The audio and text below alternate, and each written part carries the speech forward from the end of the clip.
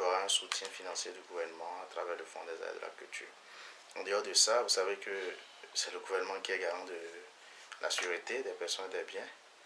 Nous allons renforcer la sécurité au cours du festival, puisque ça regroupe des milliers de festivaliers. Vous n'êtes pas sans savoir que la direction départementale du tourisme est en charge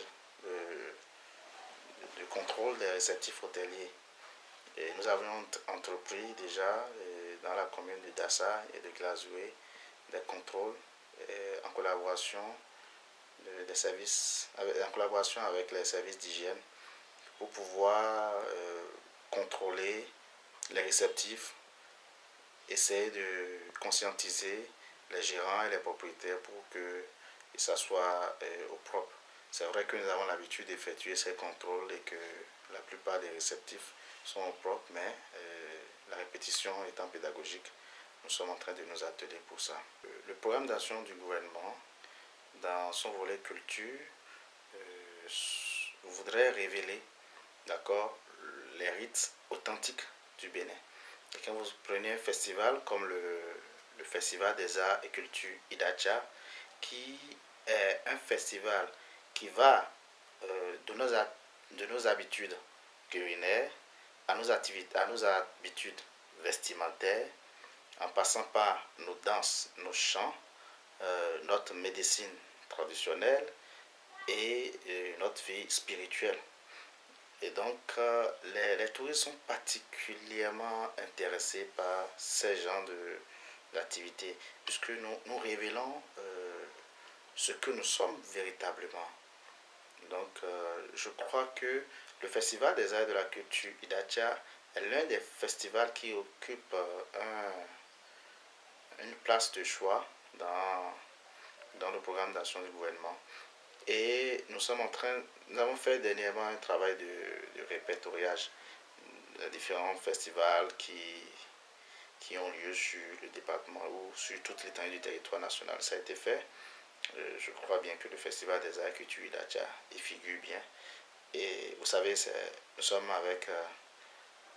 sommes sous le régime du nouveau départ où nous ne bavardons pas beaucoup et nous préférons agir que de parler. Donc, dans les jours à venir, dans les mois à venir, vous allez remarquer la façon dont le gouvernement souhaite appuyer ces festivals-là. Nous avons l'impression que notre diaspora n'est pas encore véritablement intéressée par la chose. Il y a certains qui s'y intéressent, mais ce n'est pas encore ça.